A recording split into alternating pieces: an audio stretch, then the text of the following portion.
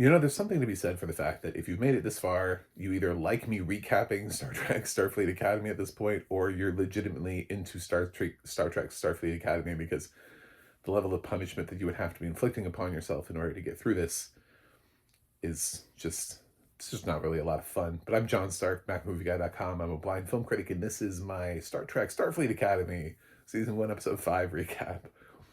Um, I am still recapping this. I don't know why. But honestly, I do. Because the views are good for my channel. I don't know why. But this is becoming a thing, I think, for a lot of creators. We're finding out that if we recap Starfleet Academy, it's turning out to be a thing for us. So, um, I... Anyway, this is Sam's episode. The episode where we learn more about Sam, the hologram. I would love to know how some of this works, because in the audio description, there are things where it says like Caleb puts his arm around her. I was like, how? How does he do that? Isn't she not there? I thought that was the whole point of because earlier when we played,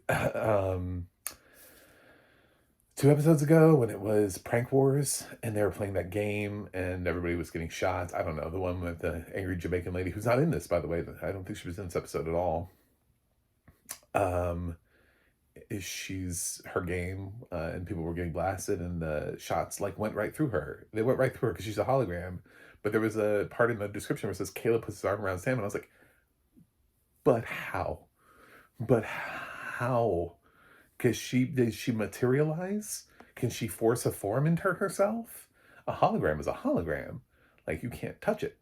So I don't understand. Anyway, so um so this whole episode is dedicated to Sam. We learn a little bit more about her people. She was sent here as an emissary, so she's the first one from her planet sent to Starfleet, uh, to, I don't know, figure out whether or not her species of holograms can be around Starfleet, whether or not they can trust Starfleet, whether or not Starfleet can trust them, all those kind of things. So there's a lot on her shoulders, and she's expected to report back, and her main goal is to explain to holograms what organic life form is like, which doesn't make any sense to me, but whatever. At this point, this show fails to make any sense to anybody, I think. It's like, well, if she's so smart, because there's another scene where she's trying to get into this class, and she's like, it's okay, I'll catch up. I process information, really fast. And it's like, how do you not process enough knowledge to understand organic material? Like, how has that not happened for you? She should be like AI, like a living AI representation where she just happens to know everything and processes everything at all times. But this show needs her to be on an adventure so she can try to figure out what happened to Chiwetel Ejiofor's career and why he's referenced here, in a role which I'm sure is tied to something else from another series, and I don't care. And he plays a captain who was lost to time. Somebody will tell me which Star Trek this was in. I really just do not care if it's in Discovery or Strange New Worlds or whatever. It's just, at this point, he's also not really in the episode that much, even though they were like, special guest Chiwetel Ejiofor. I was like, okay. But her whole quest is to try to figure out what happened to him, because if she can figure out his mystery, then she's allowed to get in this class about solving like existential problems or something, which is what her makers have ordered her to do, is to be in this class, even though she's like, but the term's almost up, and they're like, I don't care. Get to the class. It's like, that's not how school works. So she spends a whole episode doing that, but along the way she becomes friends with everyone, and then she enjoys being a friend because she's programmed to act like a little teenager, because this is the CW presents Star Trek. And I don't know, they party, they go to a club. Caleb hacks her and makes her drunk, so she can experience what it is to be inebriated. I don't know anymore. Also, how weird is that? How invasive is that for somebody to hack you like that? For you to be hackable? For Caleb to just be like, yeah, I just hacked her. It's like she's like an for all intents and purposes, she's like a living entity for the show. Like, isn't that some form of like assault to just like alter her programming? Oh, but it's all in good fun. It's just in good fun that Caleb just does what he wants with Sam whenever he wants. Just just takes Sam. It's just in good fun. It's good fun, guys. So Jaden eats I human food for the first time. So Sam finds recipes for because Ejiofor's character, who I wish I'd remember this dude's name, but I was like, I can't, I can't, can't be bothered. I don't even remember half of the main cast names, let alone like, oh, by the way, did you hear? I don't. I'm sure he's from another show that I won't be watching. By the way, what the fuck is up with these actors with Oscar nominations being in the show? Like Holly Hunter, Paul Giamatti, Chiwetel Ejiofor. Like, what's going on here? They all have Oscar nominations. Anyway, so uh, he eats gumbo for like the first time. He's like, my mouth is on fire, but good fire, with his awful, awful fabricated Klingon voice. So that's her thing. Eventually, she learns to stand up for herself and to tell her makers because the guy that Chiwetel was like a hybrid. He was created and put. He found out he wasn't really human, and he was put on the earth by the gods, and he was talking to his makers and went through that whole thing. It's kind of like what Sam's going through. So she ends up telling her makers, "Well, this is how it's going to be. This is what I'm doing, and I'll come back with my message when I'm damn good and ready with it. Leave me alone." Aha! And then cuts them off. The B plot in this is that the adults, Holly Hunter, and her crew are trying to help the War Council prepare for this meeting that's coming up, where some alien species is coming through. They're going through the traditions of that dinner, and Holly Hunter's trying to prove that she can be friends with the guy that's heading up the war college. Uh, it's kind of a silly plot, and there is something like she loves having her feet out.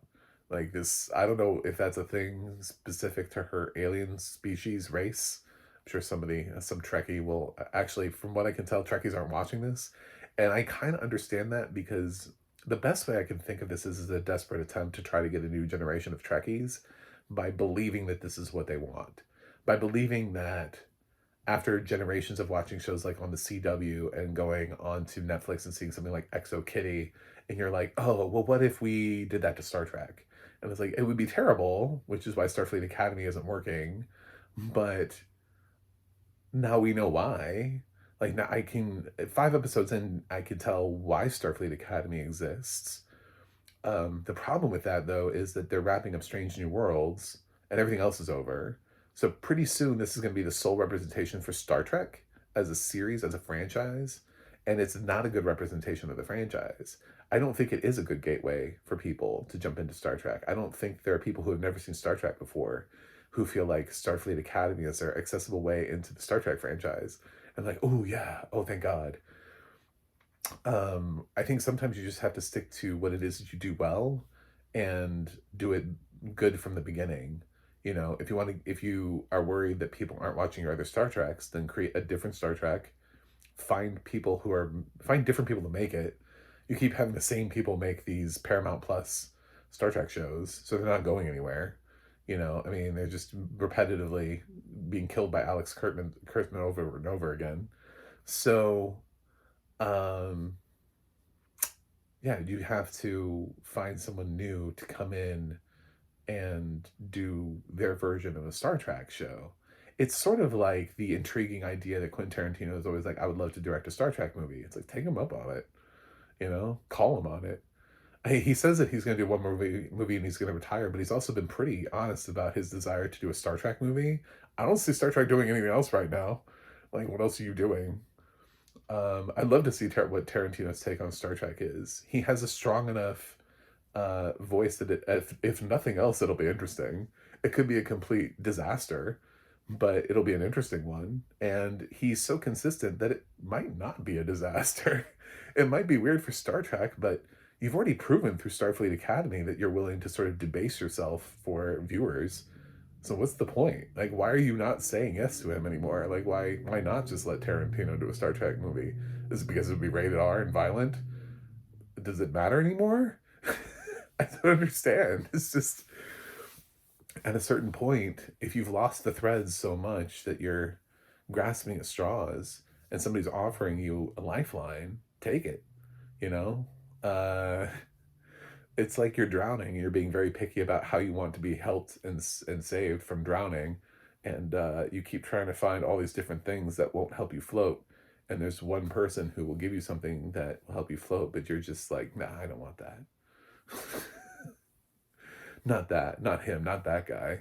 Anybody else? Keep throwing me those cement bricks. See if they'll help me float. Um, I don't know. Starfleet Academy was just kind of a waste of time, but I'm enjoying doing it.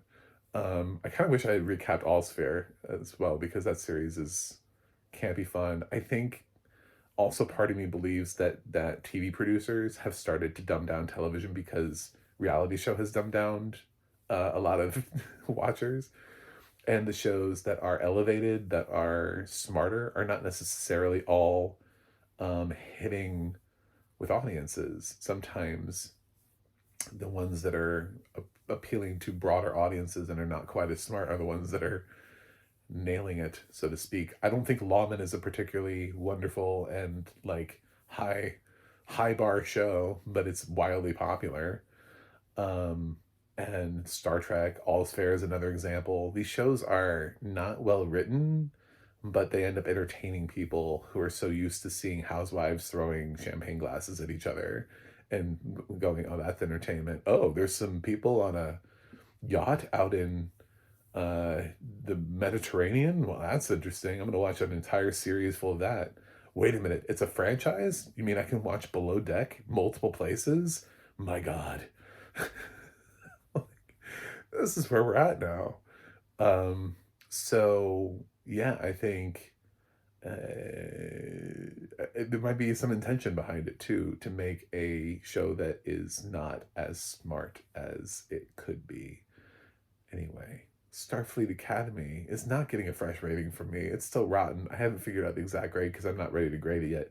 Part of me hopes there's that eternal hope that's in me that at some point something interesting will happen and we'll get like towards this back half of the season if I stick with it long enough. We'll actually get some action. They'll go on an adventure. The cadets will actually have to like do something, go somewhere, go boldly where someone has gone before. Uh, so when that happens, perhaps the back half of the series may become a little bit more interesting than this, which is not interesting at all. Some things are cute and they're clever and they work. And then when you realize them in full form or you stretch the idea, it's like this could have been a fun movie, like if done right from beginning to end, but not a series. To watch this is sort of like monotony. I loved Mary Lou Smith's Batman, like as a film. I thought that was charming. It was unique. It was fresh. It was a cute little thing that happened. And then they made it a series. And the series is not as good. It's flooded with more characters. The concept is kind of being beaten to death. Like the concept that worked really well in this one short little blip of a film that had a cohesive beginning, middle, and an end to it now is being stretched into a series. And it's like the series is okay, but it's not nearly what the film was. The film was kind of a breath of fresh air for the universe. And I kind of feel like that's what Starfleet Academy could have been for them, would have been if they had shown and done a film of Starfleet Academy with an actual beginning, middle, and end, and hopefully better writers than what they have right now. They might have gotten something out of it. But these writers are just really bad. There's a lot of attack on the DEI of it, on the idea that woke is what's killing the show. It's not woke, man. I still stand by the fact that if you replace all these actors with straight white dudes, it's not a good show. It's not good dialogue. They're not doing anything. They're not going anywhere. It's not fun. It's not interesting. So if it was a whole bunch of straight white dudes just talking to each other, like, hey, what's up, bruh? I don't know, bruh. Well, I'm a hologram, bruh. Bruh, really, bruh? I am, bruh. I'm a hologram. I gotta learn about being a hologram. Gotta find out what it's like to be you, not a hologram. Oh, bruh, that sucks, man. Bruh, let's go, bruh. Let's go have some drinks, bruh. I hacked your programming, bruh, so you can experience drinking, bruh. Bruh. Thanks for watching. Thanks for subscribing. And I'll see you on the other side. Bruh.